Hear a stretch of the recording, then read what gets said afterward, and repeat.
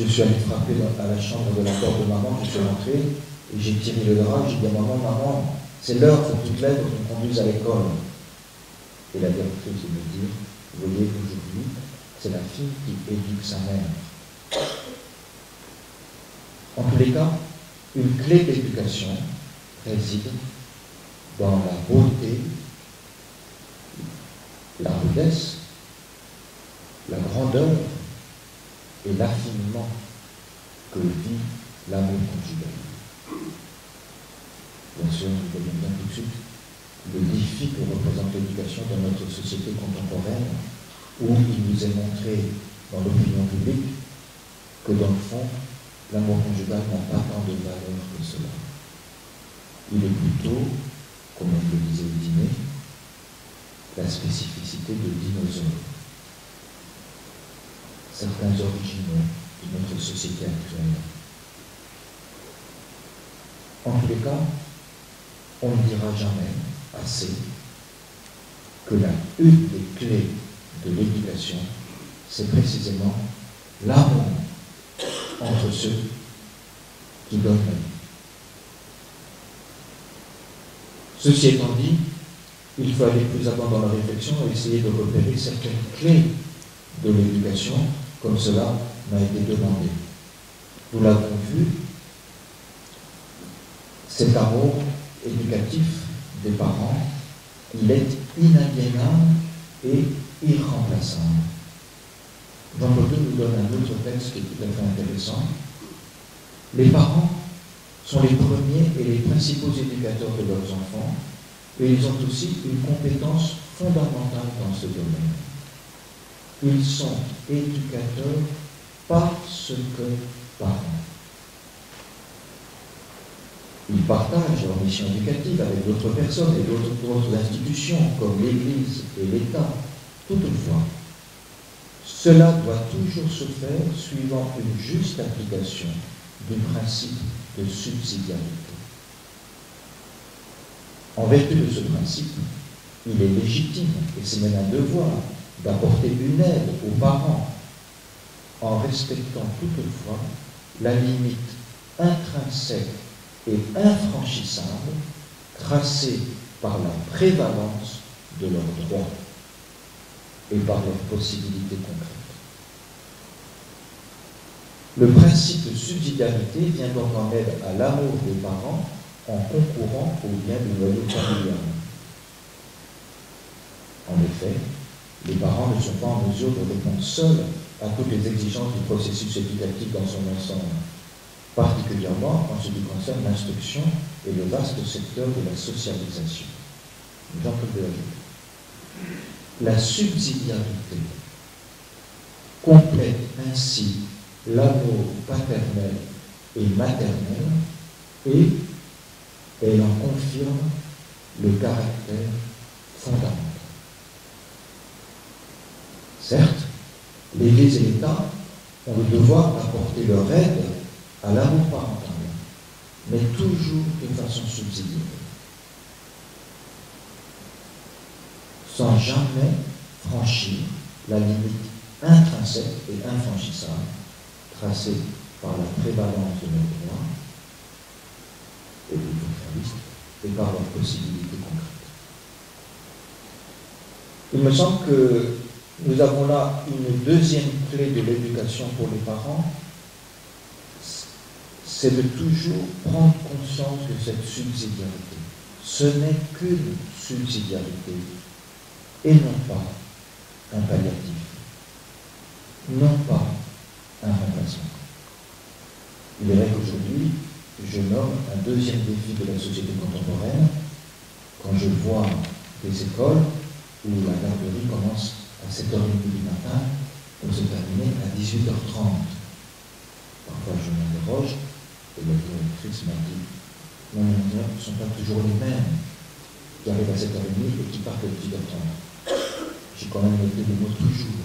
Ça veut dire qu'il y en a qui arrivent à 7h30 et qui repartent à 18h30. Le travail harassant des parents les rend fragiles dans leur œuvre éducative, qui pourtant est irremplaçable et indispensable. En tout cas, c'est un deuxième défi de la société contemporaine qui ne peut, à mon avis, trouver sa solution que si on est bien au clair avec cette deuxième clé éducative, c'est que toutes les aides qui sont apportées et qui doivent être apportées à la mission éducative des parents, à l'amour parental, qui est un amour paternel et un amour maternel, sont toujours subsidiaires, c'est-à-dire ne remplacent pas. Il y a un troisième lieu, me semble-t-il, de l'éducation, une troisième clé de l'éducation qui est fondamentale. Ici, il est facile de le dire, même si je le dis dans d'autres cercles, dans d'autres milieux. C'est une formule que j'entends souvent, peut-être que vous m'avez déjà entendu l'employer. Un enfant n'est pas athée. Ça n'existe pas. C'est métaphysiquement impossible. Un enfant, par définition, n'est pas athée. Un enfant, par définition, structurellement, dans son anthropologie, est ouvert à plus grand que lui. Il est ouvert au dépassement de lui, et il est ouvert nécessairement à la confiance dans celui qui le dépasse, et qui le dépasse de tout temps. J'ai entendu le mot transcendance tout à l'heure. Je pense qu'il faut la nommer, cette transcendance. Elle n'est pas spiritualiste, elle n'est pas une religiosité, elle n'est pas un sentiment, elle est une personne, Dieu. L'enfant est capable de Dieu. L'enfant est fait pour Dieu. Il est naturellement ouvert à la bonté de Dieu. Il est naturellement ouvert au fait que Dieu soit le Créateur. Il est naturellement ouvert à s'émerveiller du don qu'est la création.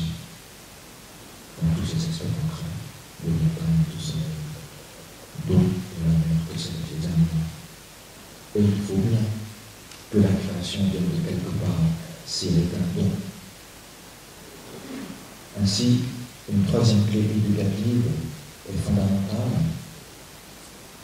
L'un des domaines, je recite Jean-Paul II, l'un des domaines dans lequel la famille est irremplaçable est assurément celui de l'éducation religieuse, qui lui permet de se développer comme église domestique. L'éducation religieuse et la catéchèse des enfants situent la famille dans l'Église comme un véritable sujet actif d'évangélisation et d'apostolat. Mais, même quand les familles confient ces tâches à des institutions ecclésiales ou à des écoles dirigées par un personnel religieux, il est nécessaire que leur présence éducative demeure constante et active. En disant cette troisième clé éducative, évidemment, je nomme un troisième autre défi dans notre société occidentale fortement sécularisée, disons plutôt fortement matérialiste, à tel point qu'on ne comprend pas qu'une technique purement technique, fût-elle de biotique, ne soit pas utilisée. Ça paraît un non-sens. Précisément parce que la technique se touche que la matière et que l'homme n'est pas matière. Mais dans cette société matérialisée, matérialiste, où l'on prône qu'il n'y a plus d'esprit, mais que tout est neuronal, il y a un défi considérable dans cette troisième clé éducative qui est l'éducation religieuse. L'enfant, loin de craquer, est religieux. Il manifeste plus au point à quel point l'être humain est de condition religieuse. Le nier, c'est manquer d'amour pour manquer d'amour authentique. C'est ne pas accepter d'aimer la différence. L'adulte qui a rejeté Dieu, qui pense que Dieu n'existe pas, doit pouvoir être capable, s'il est parent authentique, d'aimer la dimension, son enfant dans sa dimension religieuse. À cet égard, il y a un point fondamental dans notre société contemporaine qui est plurireligieuse, du point de vue de la foi chrétienne, c'est de savoir présenter la religion,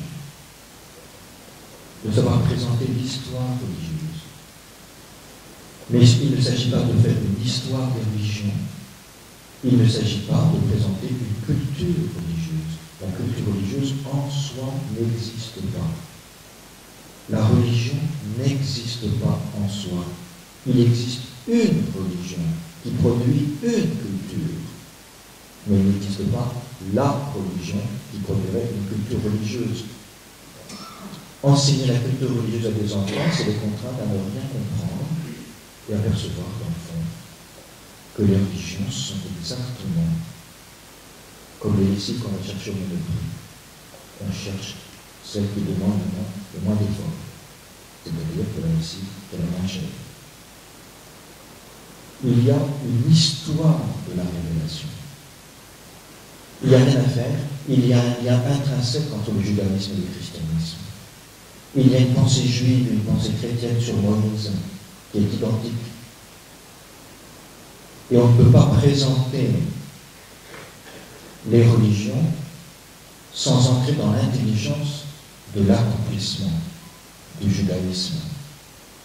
Non pas dans quelque chose qui ne serait pas le judaïsme, mais dans quelque chose qui est interne au judaïsme, qui s'appelle le christianisme, car Jésus est juif et il est le Messie d'Israël.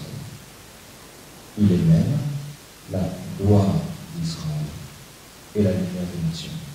En Jésus, qui accomplit parfaitement le judaïsme, toutes les nations, tous les hommes ont accès à l'alliance que Dieu a scellée avec le peuple d'Israël et qui est, comme dit l'Ancien Testament et le Nouveau Testament, qui est éternel et comme dit saint Paul, qui est irrévocable.